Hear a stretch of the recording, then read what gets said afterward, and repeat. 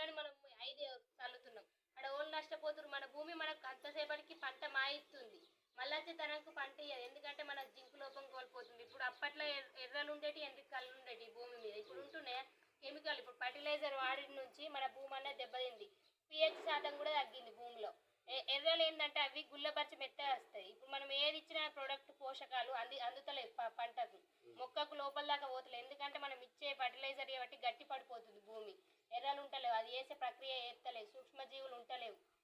కాబట్టి మన దాంట్లో సేంద్రియ ఎరువులు ఒకప్పుడు మనం ఎట్లా వ్యవసాయం చేసుకున్నామో అట్లా న్యాచురల్ ప్రొడక్ట్స్ అన్నట్టు. ఇప్పుడు అందరు భూములు ఉంటాయి, సౌడు భూములు ఉంటాయి. అందరు భూములలో ఉగిపట్టిపోయి పంట రాదు.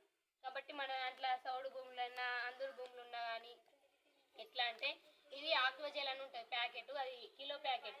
నేనేం చేసిన అంటే డబ్బలో పోసుకొచ్చిన. ఇది ఏంటంటే ఒక్క రేణు 500 చుక్కలు వేర్చుకుంటుంది. సంవత్సరం దాకా అయిపోతుంది. సంవత్సరానికి ఒకటి. అది 1800 చిల్లర ఉంటుంది. ఇప్పుడు వర్షం కొట్టింది అనుకో ఉడుగుపట్టిన భూములల్లా నీళ్ళన్నీ అట్లనే అయిపోతుంది కదా. చూడండి ఇట్లా పీల్చుకుంటుంది. ఇప్పుడు ఎండ కొడుతుంది అనుకో మనకు మొక్కకి ఎంత రిలీజ్ చేయాలో అంత వాటర్ మళ్ళీ స్టోరేజ్ చేసుకుని రిలీజ్ చేస్తుంది. ఉగి పట్టకుండా, సౌండ్ లోపం లేకుండా. చూడండి పీల్చుకుంటుంది. ఇట్లా పీల్చుకొని ఇప్పుడు వాన కొడుతుంది పీల్చుకుంటుంది. బగ్గ ఎండ కొట్టిన రోజు మనం వారి ఇవ్వకుండా కానీ కొంత మొక్కకి ఎంత అవసరమో అంత వాటర్ రిలీజ్ చేస్తుంది. కాపాడి స్టోరేజ్ చేసుకొని మళ్ళీ అందిస్తుంది.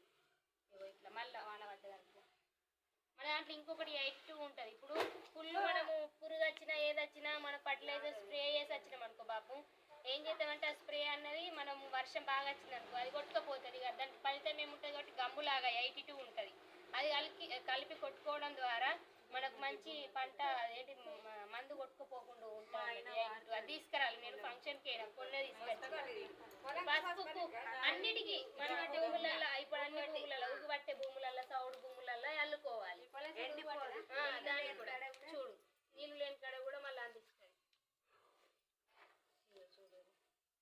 మన దాంట్లో గ్రాన్యువల్స్ ఉంటుంది 5 కిలోల బస్తా.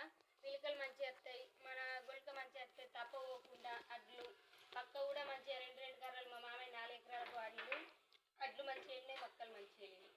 మా ఆయన ఒకటి గిట్లా సంచి ఉంటుంది కానీ అది ఇక నేను మోయలేక నేను ఫంక్షన్కి అయినా ఇట్లా డబ్బాలో పోసుకొచ్చిన.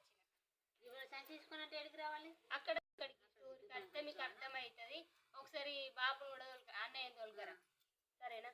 రేపు కొరుట్ల మీటింగ్ ఉంటుంది 9 గుర్జి దగ్గర.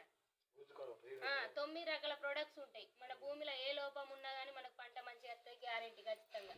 ఎందుకంటే నేను చింతలపేట కడిచ్చిన పోయినసారి 2 ఎకరాలకు తీసుకుపోయిండు. ఆయన ఇప్పుడు 18 ఎకరాలకు ఉండేవి. ఆయన పసుపు మంచిగా పుష్కలంగా వెళ్ళింది.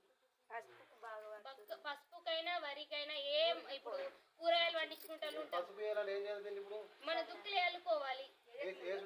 ఏసుడు అయిపోయినా కూడా సార్ రేపు వస్తాడు. ఒకసారి వచ్చినాక అడుగుతుంది. ఆ సార్ ఇంకా మొత్తం క్లియర్ చెప్తాడు. ఇట్లా 550 నువ్వు రాగు చూడు. మీరు రాండి అత్తే మంచిగా. ఇప్పుడు మేము తీసుకున్న దానికి నువ్వు ఇంకా సార్తో మాట్లాడితే అన్ని క్లియర్ చెప్తాడు ప్రతి ఒక్క ప్రోడక్ట్ గురించి.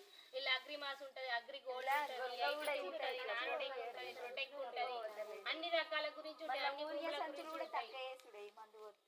నీకు అర్థమవుతుంది. ఇప్పుడు ఆయననే చెప్తుండ్రు రసాయన ఎరువులు వాడద్దు. మనము ఇప్పుడు ఫర్టిలైజర్ ఎత్తురు అదే ఇప్పుడు అది ఎత్తేనేమో కెమికల్ ప్రోడక్ట్ అని అంటారు. అది తాగితే చచ్చిపోతారని అంటారు కదా పురుగుల మంది అది ఇది. మరి మనం అది డైరెక్ట్ ఇప్పుడు తింటే ఎట్లా మన పంటకు వాడుతున్నాం. అది సగం రోగాల పాలే కదా మనం. మరి తాగితే చచ్చిపోతారని అదే ఫర్టిలైజర్ వాడబడుతుంది. ఎంత డేంజర్. మళ్ళీ అవే మనమే తింటాం కదా. అట్లా ఇది న్యాచురల్గా. ఆ తులసమ్మ కొయ్యుర్రి మంచిగా